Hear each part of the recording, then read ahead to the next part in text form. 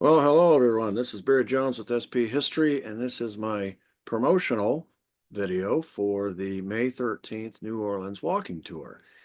And I've done a couple of these prior, and I wanted to just go through some of the details here with you. If you're interested, um, it's I have a link that I will include in the information underneath or in the comment section of this video, and it will take you to this site. This is an Eventbrite ticket.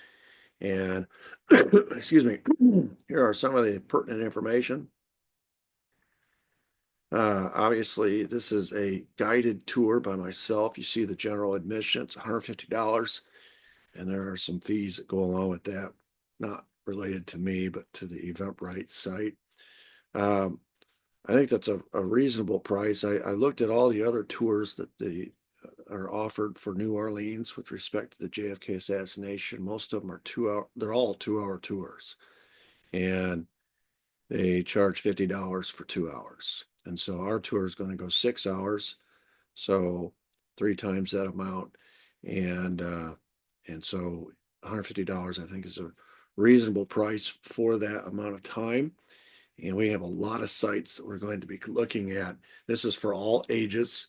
You can see here, we'll meet at 9 a.m. at Audubon Park. Audubon Park has free parking and has access to the trolley, the New Orleans trolley, from which we'll get to all our different sites that we can't walk to. And and so Audubon Park is where we'll begin and where we'll finish. Real convenient that way. Um, as I said, the event lasts 6 hours. We're going to start off from Audubon Park at Crohn's Bar, which is pretty close to Lee Harvey Oswald's rental house, which is right around the corner from Judith Very's rental house. And so we'll be able to access or go to those three sites on our way to town, to the city where Oswald worked his cover job along with Judith Very at Riley Coffee. So we'll begin our downtown tour at Riley Coffee, work our way around back to the alley, which was really key because the alleyway was the access point by which he would leave Riley Coffee out the back after he checked in for the day and go to his real job, his real occupation for the day, which was either stopping off at Adrian Alba's parking garage where all the spies hung out. He'd hang out there, but that was his access point back to Lafayette Square. So it's kind of interesting, he'd enter the front of Riley Coffee, exit the back through the alley, enter the back of Adrian Alba's parking garage, and exit the front, which if he turned around and looked to his left as he exited the front of Adrian Alba's parking garage, he was looking right back at his Riley Coffee. But that was purposeful. He was trying to hide his movements by going through out the back alley and through a building, an adjoining building. So then he'd go through Lafayette Square. We'll go through Lafayette Square ourselves and enter or wind up over at the Newman Building. Now, the Newman Building is no longer there, but we'll go to the site. There is a new building that has replaced it. The Newman Building is key to everything that Oswald was doing the summer of '63. So we will spend quite a bit of time talking about the Newman Building. And right next to the Newman Building is the Katzenjammer Bar, which is interesting because that's where all the folks in the Newman Building would hang out during the day or after hours. They would drink, especially Guy Bannister and his buddy Frank Martin. That happened to be where Frank Martin and Guy Bannister were the night JFK was assassinated. Of course, coming across the news was information that Lee Harvey Oswald had been arrested. And of course, they knew Lee Harvey Oswald because he had worked at the Newman Building all summer long. And so the conversation obviously goes to Oswald, and Frank Martin leaves the Katzenjammer Bar a few minutes before Guy Bannister does, goes back to the Newman Building. He's suspicious and he wants to check out, see if he can't get access to Lee Harvey Oswald's file that is stored in Guy Bannister's extensive filing system, and he gets caught in the act. And when Guy Bannister comes in and sees him going through his files, they have this big fight, this big brouhaha. Guy Bannister beats him over the head with his .357 Magnum, puts him in the hospital. He almost dies. The police get called. There's a report filed. Next thing you know, the district attorney is finding out straight from Frank Martin's own mouth that Lee Harvey Oswald, the suspect currently being held in the assassination of JFK in Dallas, had worked in New Orleans all summer at the Newman Building with Frank Martin and under the supervision of Guy Bannister. And that obviously piques Jim Garrison's attention, curiosity a little bit. He begins to investigate. The reason I tell that story is because Katzenjammer Bar is the reason the Clay Shaw trial ever happened. It's also the reason we know what we know about New Orleans and the conspiracy to kill JFK, because Jim Garrison compiled quite a extensive file on all the goings on in New Orleans in the summer of '63 that happened to relate to Lee Harvey Oswald and the assassination in Dallas. So Katzenjammer Bar is kind of where it all started, at least as far as the conspiracy being exposed. Walk a few blocks to Canal Street, you'll see the International Trade Mart, also different locations on Canal Street where Lee Harvey Oswald famously leafleted Fair Play for Cuba Committee leaflets. Also across the street from International Trade Mart's Carlos Bringier's store. Carlos Bringier is the anti-Castro agitator who got in a fist fight, looked like it was staged, but it was a fist fight with Lee Harvey Oswald. Both got arrested, and it resulted in Oswald being on WDSU and other news channels telling the entire free world that he was a Marxist, he was a communist, he was a Marxist-Leninist, is how he identified himself, and that he was basically part of the sheep dipping. The whole fight was staged to get that publicity. So we'll go past Carlos Bringier's store. We'll also go past WDSU, and then we'll head into the French Quarter and all the restaurants. And if you go to New Orleans, you spend any kind of time in New Orleans, you got to know that everything in New Orleans is based around these eclectic little restaurants in the French Quarter. It's where a lot of business gets done, a lot of a lot of conspiracies get hatched. And so we're going to go through Felix's, Carlos Marcella's 500 Club, Broussard's, Cosmos, and right on the edge, on the outskirts of the French Quarter is Clay Shaw's house, which was quite a scandalous location in and of itself. We'll talk about what was going on in Clay Shaw's house. Then we'll hop on a trolley and head to the other side of town to look at something else that Oswald was involved in the evenings with Judith Ferry, and that was the Medical Manhattan Project. And it was all on the other side of town. We'll go past David Ferry's two houses on Louisiana Avenue where the lab number 1 and lab number 2 were. Lab number 3 was in the infectious disease lab where Dr. Mary Sherman was operating the linear particle accelerator, radiating the cancer soup. We'll go past that. And you'll see the walls around the infectious disease lab designed to keep people out.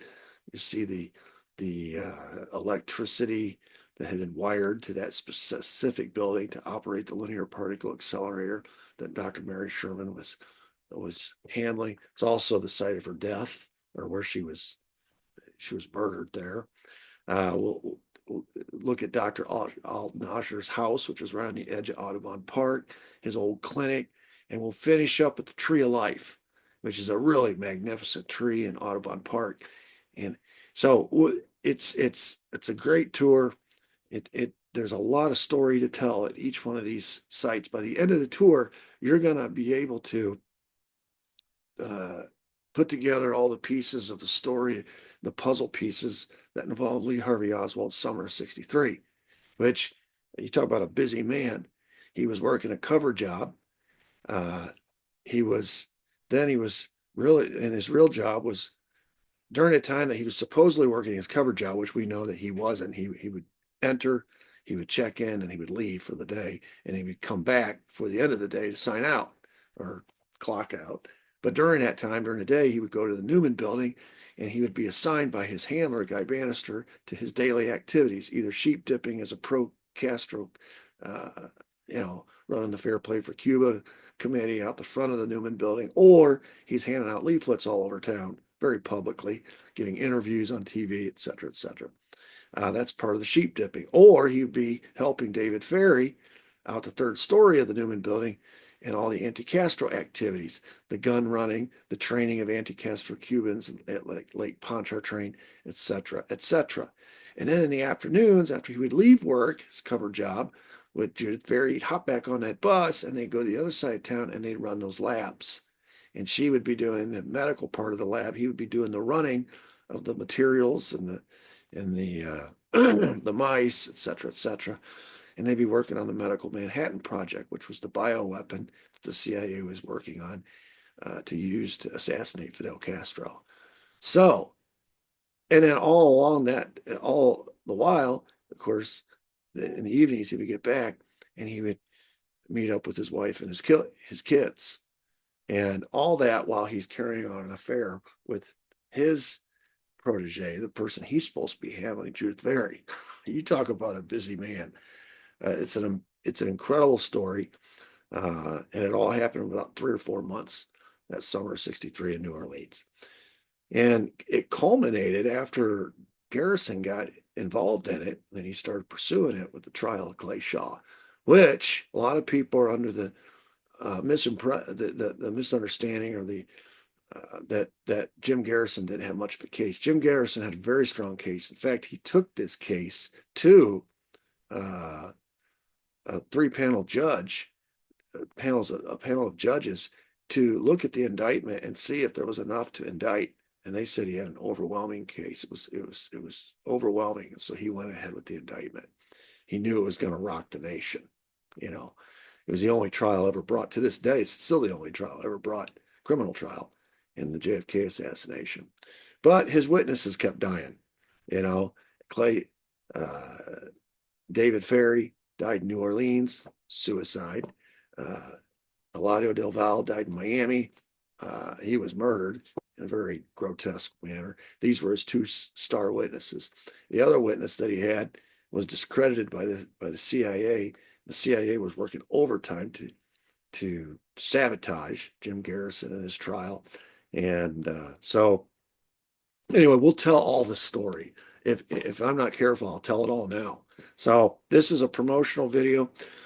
Check out, if you're interested and you think, hey, you know, this is something I'd like to check out. I'd like to get to New Orleans on May 13th and go through this guided tour and ask the questions and eat lunch in the French Quarter in the middle of the day. And at the end of the day, eat at the one of the cafes and have the French beignets and the coffee or the chocolate milk. You know, it's an experience. All right, we're going to weave the New Orleans experience into the New Orleans story of the JFK assassination, all these different sites.